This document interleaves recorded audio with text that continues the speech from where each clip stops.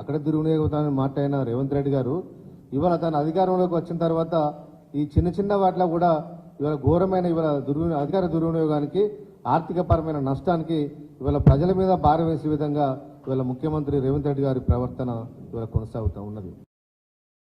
ఇవాళ డిసెంబర్లో ముఖ్యమంత్రిగా బాధ్యతలు చేపట్టిన రేవంత్ రెడ్డి గారు విద్యాశాఖ కూడా వేరే ఎవరికి ఇవ్వకుండా తన చేతుల్లోనే రేవంత్ రెడ్డి గారు పెట్టుకున్నారు. చాలా మంది అనుకున్నారు రేవంత్ రెడ్డి గారు విద్యాశాఖ తన దగ్గరనే పెట్టుకున్నాడు కాబట్టి విద్యా వ్యవస్థను చాలా గాడిన పడగొడతాడు, చాలా లాభం జరుగుతాయనే ఆలోచనతో చాలా మంది మేధావులు కూడా ఎదురు చూసారు. కానీ ఇవాళ బుక్ ప్రింటింగ్ లోపల ఇవాళ నీ పేరు రాకుండా ఉన్నదంటే విద్యా వ్యవస్థ మీద ఒక్కసారి కూడా మీరు రివ్యూ చేయలేదంటే ఇలాంటి తప్పిదాలు దొరలేని విషయాన్ని ఇవాళ ముఖ్యమంత్రి గారు ఇవాళ గ్రహించాలి. ఇవాళ ఒకసారి పేరేస్తే ఏమవుతుంది? ఇవాళ అధికారులు ముందు మాటలు నీ లేనంత మాత్రాన నీకు అయ్యే నష్టం ఏం లేదు కదా. ఇవాళ తమిళనాడులో జయలలిత గారు ముఖ్యమంత్రి అయిపోతే తర్వాత ఏర్పడ్డ ప్రభుత్వం స్టాలిన్ ముఖ్యమంత్రి గారు అయిన తర్వాత గతంలో ఏదైతే ప్రింట్ ఉండనో బుక్స్ కానీ బ్యాగ్స్ కానీ ఏవైతే ఉండనో అవే పంచని చెప్పి తన గొప్పతనాన్ని చాటుకున్నాడు స్టాలిన్ గారు.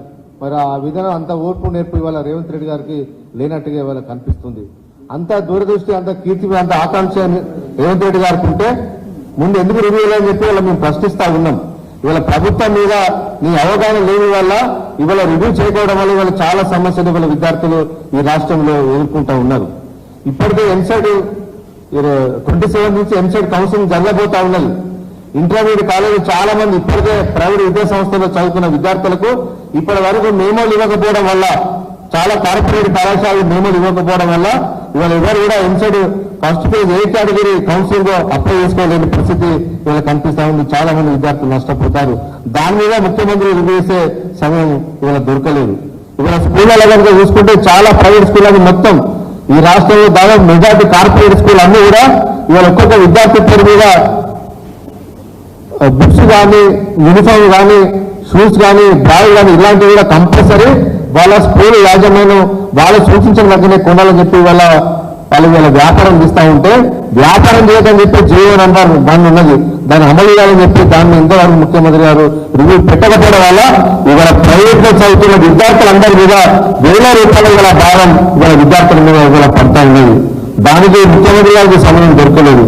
కాబట్టి దయచేసి ఇవాళ ప్రభుత్వానికి ఈ రాష్ట్రంలో విద్యా వ్యవస్థను గాడిలో పెట్టాలన్న పేదవాళ్ళకు నష్టం జరగద్దనే ఉద్దేశం కనుక ఉంటే ఇప్పటికైనా ముఖ్యమంత్రి గారు తననే రివ్యూ పెట్టాలి, లేకపోతే ఆ విద్యాశాఖ మంత్రి పని వేరే వాళ్ళకన్నా ఇవ్వాలని చెప్పి ముఖ్యమంత్రి గారు డిమాండ్ ఇస్తూ ఉన్నాం.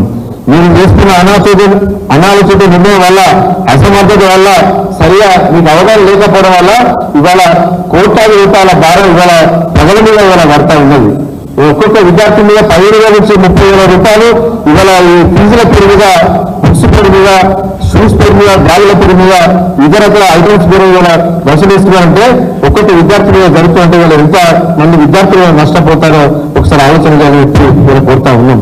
అదేవిధంగా ప్రైవేట్ స్కూల్స్ అన్ని ఇవాళ ప్రైవేట్ విద్యా సంస్థలు అన్ని కూడా తన సొంత సిలబస్ తయారు చేసుకొని వాళ్ళ ప్రింటింగ్ ఇవాళ ఇవ్వడం వల్ల ఇవాళ విద్యార్థులకు ఇవాళ భారం పడుతుంది. ఇవాళ ఎన్సీఆర్టీ ప్రభుత్వం ఏదైతే ప్రింట్ చేసిన బుక్స్ అయితేనే అదే ప్రైవేట్ స్కూల్స్ యాజమాన్యం పాటించాలని చెప్పి రూల్స్ నిబంధనలు ఉన్నప్పుడు కూడా ఇవాళ ఏ ప్రైవేట్ విద్యా సంస్థలు కూడా, కార్పొరేట్ విద్యా సంస్థలు ఎవరు కూడా ఫాలో కాకపోవడం వల్ల అదేని ఫీజులు రేట్ చేసి ఇవాళ విద్యార్థులు కూడా ఆర్థికపరమైన భారం మోపుతున్న విషయం ఇవాళ ముఖ్యమంత్రికి తెలిసినా కూడా చూసి చూడనట్టుగా వేడుకోవడం వల్ల ప్రైవేటు కళాశాలకు, ప్రైవేటు విద్యా సంస్థలకు లాభం చేకూర్చే పనిని ఇవాళ ముఖ్యమంత్రి గారు ఇవాళ పెట్టుకున్నారు కాబట్టి ఆ పెట్టుకోవడానికి విద్యాశాఖ తన దగ్గర పెట్టుకున్నట్టుగా ఇవాళ రాష్ట్రం అందరూ ఇవాళ భావిస్తూ ఉన్నారు. కాబట్టి ఇప్పటికైనా ముఖ్యమంత్రి గారు మేల్కొని విద్యాశాఖ మీద ఇమ్మీడియట్ గా రివ్యూ చేయాలని చెప్పి ఏదైతే ఇంటర్మీడియట్ సర్టిఫికెట్స్ ప్రైవేట్ కళాశాలలు వాళ్ళ దగ్గర పెట్టుకున్నారో అది ఇమ్మీడియట్ గా ఇప్పించే విధంగా చర్యలు తీసుకోవాలని చెప్పి కోరుతా ఉన్నాం. అదేవిధంగా ముఖ్యమంత్రి గారు మార్పు రావాలి, చాలా ప్రైవేట్ కళాశాలలు ఇవాళ బీ కేటగిరీ సీట్ అన్ని లక్షలాది టీలకు అమ్ముకుంటారని గతంలో దగ్గర పెట్టిన రేవంత్ రెడ్డి గారు ఇప్పటి వరకు ఎంసెట్ మీద, ఇంజనీరింగ్ కళాశాల మీద ఒక్కరిని కూడా పెట్టలేదు. ఇప్పుడే అసలు కౌన్సిలింగ్ డేట్ రాక అప్లై ఏ కేటగిరీ సీట్లు వేయాలి అప్లై చేయకముందే ఇవాళ బీ కేటగిరీ సీట్ల కోసం ప్రతి కళాశాల కూడా ఇవాళ ఇంజనీరింగ్ కాలేజ్ అందరూ విద్యార్థుల దగ్గర సర్టిఫికేట్ తీసుకుని ఇవాళ వాళ్ళ దగ్గర పెట్టుకుంటా ఉన్నారు.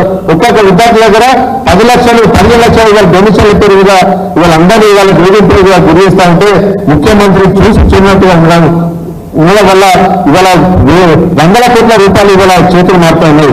అక్రమంగా ప్రైవేటు ఇంజనీరింగ్ కళాశాల యాజమాన్యాలు సంపాదిస్తా ఉంటే ముఖ్యమంత్రి గారు ఏం చేస్తున్నారని చెప్పి ఇవాళ మేము ప్రశ్నిస్తా ఉన్నాం. ఇవాళ ఇలాంటి ఆర్థికపరమైన నేరం విద్యార్థుల మీద పడద్దని ఆలోచన ఈ ముఖ్యమంత్రి ఉందంటే ఇప్పటికే విజిలెన్స్ కమిటీ పెట్టి తనిఖీ చేయాల్సిన ముఖ్యమంత్రి గారు ఇవాళ మౌనంగా ఉన్నారంటే ఇవాళ ప్రైవేటు కళాశాల యాజమాన్యాల అసోసియేషన్ నుంచి ఇవాళ ఎంత ముడుపులు గుర్తున్నాయి కాబట్టి ఇవాళ మౌనంగా ఉన్నారని చెప్పి ఇవాళ రాష్ట్రంలో ప్రతి ఒక్క మేధావులందరూ కూడా ఆలోచన ఇస్తా ఉన్నారు. నిజంగా ముఖ్యమంత్రి అలాంటి ఆలోచన లేకపోతే తక్షణమే విద్యాశాఖ మీద ఇంజనీరింగ్ కళాశాల కౌన్సిల్ మీద రివ్యూ నిర్వహించి బీ కేటగిరీ సీట్లను కూడా ఇవాళ కౌన్సిల్ ద్వారా నిర్వహించే విధంగా ప్రభుత్వం చర్యలు తీసుకోవాలని చెప్పి రాష్ట్ర ప్రభుత్వాన్ని మేము డిమాండ్ ఇస్తున్నాం. ఒకవేళ రాష్ట్ర ప్రభుత్వం ఇంకా కార్యక్రమం ఇవ్వకుంటే బీఆర్ఎస్ విద్యార్థి యోగం తరఫున ఖచ్చితంగా మేము పోరాటం చేస్తాం. పేద విద్యార్థుల పక్షాన బీఆర్ఎస్ విద్యార్థి యోగం కొట్లాడుతుంది. పేదలకు న్యాయం చేయడం కోసం, పేదలకు విద్యా నాణ్యత, పేదలకు విద్యా ఆర్థిక భారం కాకుండా ఉండటానికి బీఆర్ఎస్ విద్యార్థి విభాగం కేసీఆర్ సూచన మేరకు ఖచ్చితంగా మేము పోరాటం చేస్తాం. విద్యార్థులకు పేద విద్యార్థులకు అండగా ఉంటామని చెప్పి ఈ సందర్భంగా తెలియజేస్తా ఉన్నాం. జై తెలంగాణ.